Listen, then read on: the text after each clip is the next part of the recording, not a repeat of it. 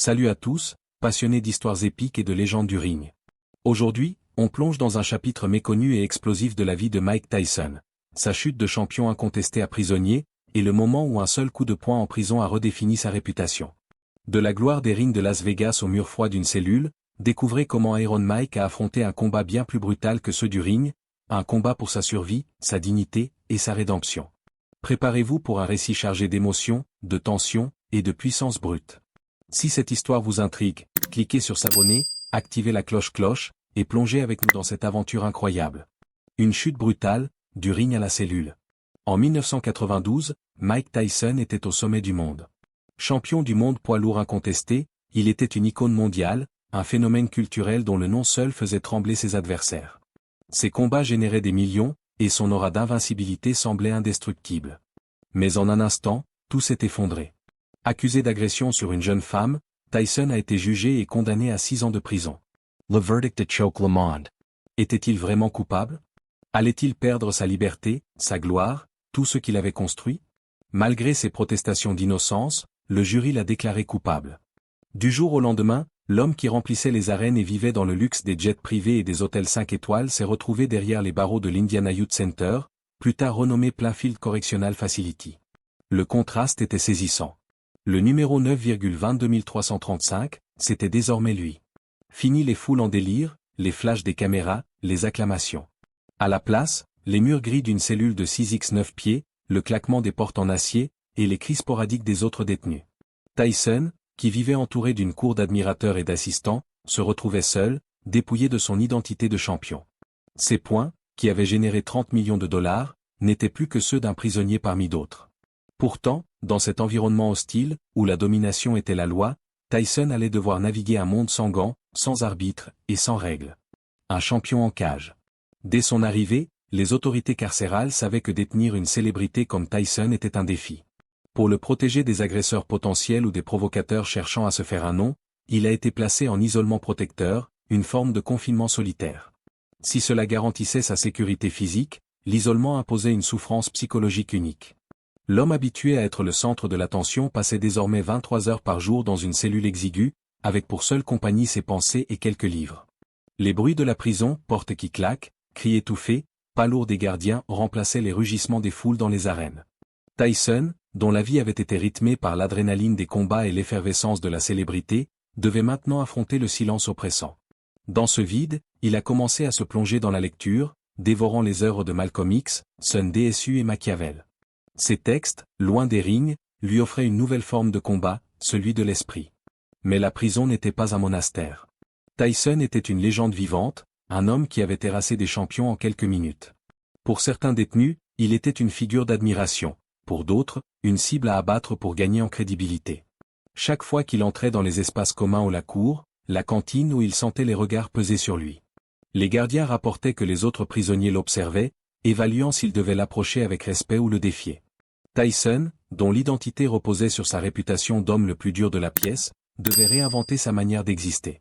La fureur qu'il avait propulsée au sommet du monde de la boxe pouvait être fatale ici. Un mauvais geste, une explosion de colère, et les conséquences seraient lourdes, isolement prolongé, perte de privilèges, ou pire. Il a appris à maîtriser l'art subtil de la politique carcérale, gagner le respect sans violence inutile, savoir quand reculer sans perdre la face. Une transformation intérieure. Ironiquement, la prison a offert à Tyson quelque chose qu'il n'avait jamais connu dans sa vie trépidante, le temps de réfléchir. Libéré des profiteurs et des flatteurs qui l'entouraient à l'époque de sa gloire, il a trouvé une forme de clarté dans la simplicité brutale de la vie carcérale. Lever, manger, travailler, dormir à un rythme dépouillé de tout superflu.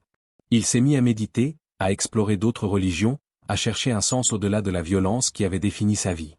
Cette métamorphose intellectuelle, amorcée dans les murs froids de Plainfield, marquerait le début d'un Tyson nouveau, plus introspectif, plus conscient de ses démons. Mais la prison avait aussi un coût physique.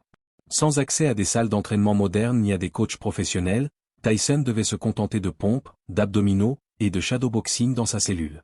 Sa vitesse légendaire, son timing précis, s'émoussaient peu à peu. Les experts en boxe se demandaient si 3 ans sans entraînement adéquat avaient irrémédiablement altéré ses compétences. Pourtant, le véritable combat de Tyson n'était pas physique, mais mental. La prison était une arène où il affrontait des démons qu'aucun entraînement ne l'avait préparé à combattre. Wow, Quelle chute pour une légende comme Mike Tyson. De la gloire mondiale au mur d'une cellule, son histoire est aussi fascinante que bouleversante. Si ce récit vous captive, abonnez-vous à la chaîne et activez la cloche pour ne rien rater. Dites-nous dans les commentaires, comment auriez-vous géré une telle épreuve à la place de Tyson? Allez, on plonge dans la tension croissante qui a conduit à un moment légendaire. La vie derrière les barreaux, un combat sans règles. En 1992, lorsque les portes d'acier se sont refermées derrière Mike Tyson, il est entré dans un monde où ses ceintures de champion n'avaient aucune valeur. La prison n'avait ni gants pour amortir les coups, ni arbitre pour maintenir l'ordre, ni compte de 10 pour se relever. Ici, le respect se gagnait par la posture, la réputation, la manière dont on naviguait les interactions. Dans des interviews ultérieures, Tyson décrirait ces années comme « les 3 meilleures années de ma vie ». Une affirmation surprenante pour un homme qui avait vécu dans des pantoufles et voyagé en jet privé. Mais dans la simplicité brutale de la prison, il a trouvé une forme de paix. Pour la première fois, il était libre des profiteurs, des flatteurs, des pressions médiatiques. La routine où se lever, manger, travailler, dormir remplaçait le chaos de la célébrité. Tyson a rapidement compris les règles tacites de la cour. La réputation était tout, mais elle ne reposait pas sur la richesse ou la gloire. Elle se construisait par l'attitude. Malgré son image intimidante, il a adopté une approche surprenante, une confiance calme, presque monastique. Il ne se vantait pas, n'abusait pas de son aura. Il écoutait, observait, parlait avec une retenue calculée qui imposait le respect sans exiger de confrontation. Mais la prison était un terrain miné. Les tensions couvaient constamment. Certains détenus le testaient par curiosité, d'autres par orgueil, cherchant à vérifier si la légende d'Iron Mike tenait toujours. Ils l'observaient pendant qu'il lisait, le fixaient pendant qu'il mangeait, lançaient des pics subtils sur son physique qui s'amenuisait sans ses chaques protéinés. Tyson, habitué à résoudre les conflits par des coups rapides, devait maintenant apprendre à se contrôler. Un regard, une voix basse, une menace implicite suffisaient souvent à désamorcer les provocations. Les gardiens, eux, le surveillaient de près. Ils savaient qui il était et ce que sa présence signifiait dans cet environnement instable. Certains attendaient qu'il craque, d'autres lui accordaient un respect prudent. Tyson jouait le jeu, accomplissant ses tâches sans protester, gardant la tête basse. Mais sous cette discipline, l'électricité de sa puissance restait là, contenue, prête à jaillir. Les tensions du confinement. Tout a changé lorsqu'un incident a bouleversé l'équilibre fragile de la prison. Une agression au couteau dans la cour ou des cris soudains, un éclat de métal, du sang sur le béton a plongé l'établissement en confinement total. Ce qui devait être une mesure temporaire de quelques jours s'est transformé en semaines d'isolement oppressant, mettant à l'épreuve la santé mentale de chaque détenu. Pour Tyson, ce confinement était un choc. Les rares moments qui donnaient du sens à sa détention ou les visites à la bibliothèque, les exercices dans la cour, les brèves interactions humaines avaient disparu. Il ne restait que les 4 murs de sa cellule, un lit étroit, et le cycle incessant de ses pensées. Il essayait de lire, mais les mots se brouillaient sous la lumière faible. La méditation devenait impossible dans le vacarme des hurlements des autres détenus. La chaleur estivale transformait les cellules en fournaises, l'odeur de sueur et de désespoir imprégnant l'air. Les douches, lorsqu'elles étaient autorisées, étaient le seul répit. Mais même ces moments étaient tendus. Un retard à un lavabo, une réponse trop lente d'un gardien, et la frustration explosait. La hiérarchie stricte de la prison s'effritait sous la pression du confinement prolongé. Pour rester sain d'esprit, Tyson s'inventait des routines étranges. Il comptait les fissures sur les tuiles du plafond, mémorisait les motifs de rouille sur les barreaux. Il créait des entraînements complexes avec le peu d'espace disponible, utilisant son propre poids corporel. Mais l'isolement jouait avec son esprit. Les heures se confondaient, les rêves se mêlaient à la réalité. La provocation fatale. C'est dans ce contexte explosif qu'une provocation a tout changé. Lors d'une rare sortie pour une douche encadrée, une voix s'est élevée, assez forte pour être entendue, mais assez vague pour éviter une confrontation directe. On dirait que tu regrettes ton pantouse maintenant, hein, a lancé un détenu. Les mots, anodins en surface, étaient une attaque calculée, visant la colère légendaire de Tyson. Les autres prisonniers se sont figés, les gardiens se sont repositionnés discrètement, anticipant un éclat. L'atmosphère était électrique, comme si la prison entière retenait son souffle. Tyson, sous l'eau de la douche, a gardé un visage impassible. Il avait appris que les conflits en prison ne se réglaient pas comme sur un ring. Pas d'arbitre, pas de fin propre avec un gong. Chaque action avait des répercussions, confinement prolongé, perte de privilèges, ou pire. Il ne pouvait pas se permettre de craquer pour un inconnu. Mais la pression montait. Les provocations, qui avaient commencé par des remarques sur sa gloire perdue ou les hôtels de luxe, les limousines, l'argent, les femmes, devenaient plus personnelles.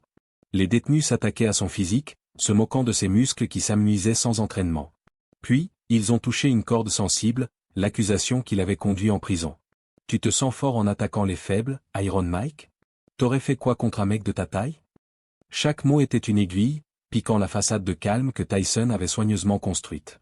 Dans sa cellule, il fixait ses mains, celles qui avaient terrassé des champions, qui avaient rapporté des millions.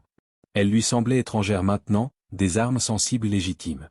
Les souvenirs des rings ou le poids des gants, les cris de la foule, la précision d'un coup décisif où le hantait, lui rappelant ce qu'il avait été, et ce qu'il avait perdu. Appel à l'action, deuxième partie. La tension est à son comble. Mike Tyson, poussé à bout dans un environnement sans pitié, est sur le point d'exploser. Que va-t-il faire? Si ce moment vous tient en haleine, abonnez-vous à la chaîne et activez la cloche pour découvrir la suite. Partagez dans les commentaires. Pensez-vous que Tyson aurait dû répondre à ces provocations, ou continuer à se retenir? On continue. Le coup qui a changé la prison. Ce qui s'est passé ensuite est entré dans la légende carcérale. Selon de multiples témoignages et rapports officiels, un détenu a poussé Tyson trop loin lors du confinement prolongé à Plainfield. Ce n'était pas une provocation isolée, mais le point culminant d'une campagne de harcèlement psychologique visant à briser le champion. Le moment décisif a eu lieu près des douches, dans un angle mort des caméras de sécurité. Un détenu, poussé par l'orgueil ou la bêtise, a lancé une attaque verbale d'une cruauté inédite, évoquant l'accusation d'agression qui avait conduit Tyson en prison. Tu te crois fort contre les faibles, hein? T'aurais fait quoi face à un mec comme toi? L'atmosphère s'est figée. Les autres détenus ont arrêté de bouger. Les gardiens, sentant l'imminence d'un éclat, se sont rapprochés. Selon Karl Mandé, ancien superviseur du bloc, tout a changé en un instant. On savait que quelque chose allait se passer. Et puis, en moins de 3 secondes, tout était fini. Tyson, dans un mouvement d'une précision chirurgicale, a décoché un direct du droit. Le coup, d'une force dévastatrice, a atteint son adversaire avec une violence qui rappelait ses plus grands knockouts sur le ring. Selon les rapports disciplinaires, le détenu a subi des lacérations faciales nécessitant 14 points de suture, 2 dents arrachées, et une fracture zygomatique. Des experts en biomécanique ont calculé que l'impact avait généré une force de plus de 1200 livres, presque identique à celle des coups de Tyson à son apogée, malgré 3 ans sans entraînement professionnel. Un silence glaçant a suivi. Selon un gardien, Tyson n'a ni célébré ni posé. Il est resté immobile, comme une statue, tandis que son adversaire s'effondrait comme un sac de pommes de terre. L'homme a perdu connaissance pendant 38 secondes, selon les registres hospitaliers. Les répercussions d'un coup légendaire. Ce coup, aussi bref qu'il fut, a transformé la dynamique de la prison. Les rapports comportementaux notent une baisse significative des provocations à l'encontre de Tyson après l'incident. Sa réputation, déjà imposante, s'est solidifiée. Plus personne n'osait le défier. Pour Tyson lui-même, cet acte de violence contrôlé a marqué un tournant. Selon les psychiatres de la prison, ce moment lui a paradoxalement permis d'embrasser une vie plus paisible derrière les barreaux. Avec sa réputation désormais incontestée, il pouvait se concentrer sur ses livres, ses entraînements, et son introspection. Le détenu blessé, quant à lui, a payé un lourd tribut. Selon les dossiers médicaux, il a nécessité 3 chirurgies reconstructrices et souffre encore de dommages nerveux. L'incident, bien que brutal, a rappelé à tous pourquoi Mike Tyson était autrefois l'homme le plus craint de la planète. Les autorités carcérales, citant des règles de confidentialité, n'ont pas commenté les sanctions exactes imposées à Tyson. Cependant, les registres suggèrent une punition modérée, peut-être en raison des provocations évidentes de la victime. Comme Tyson le dirait des années plus tard sur son podcast, avec sa franchise habituelle, la prison t'apprend des choses. Parfois, un seul coup peut dire plus que 1000 mots. Un héritage forgé dans l'adversité. En 1995, lorsque Tyson a quitté la prison, l'histoire de ce coup légendaire l'a suivi. Elle est devenue une partie intégrante de sa mystique, un rappel aux adversaires qu'il pouvait arrêter un combat d'un seul coup, avec ou sans gants. Les promoteurs, préparant son retour spectaculaire sur le ring, faisaient des allusions subtiles à cet épisode, renforçant l'idée que défier Tyson était un risque physique hors norme. Des décennies plus tard, cet incident reste un point clé de la réputation complexe de Tyson. Il révèle l'essence de l'homme, sous son introspection et sa transformation personnelle se cachait une puissance brute, prête à surgir à tout moment. Le fait qu'il n'ait combattu qu'une seule fois en prison témoigne de sa discipline, mais l'impact de ce coup unique rappelle pourquoi il reste, encore aujourd'hui, Iron Mike. Quelle histoire incroyable! Le coup de poing de Mike Tyson en prison est bien plus qu'un simple incident, c'est une preuve de sa force, de sa discipline, et de sa résilience face à l'adversité. Pensez-vous que sa retenue pendant la majeure partie de sa peine rend ce knockout encore plus impactant? Partagez vos réflexions dans les commentaires, on veut tout lire. Si ce récit vous a captivé, abonnez-vous à la chaîne pour plus d'histoires sur les légendes qui marquent l'histoire. Cliquez sur s'abonner, activez la cloche et rejoignez notre communauté. À très vite pour une nouvelle vidéo pleine de puissance.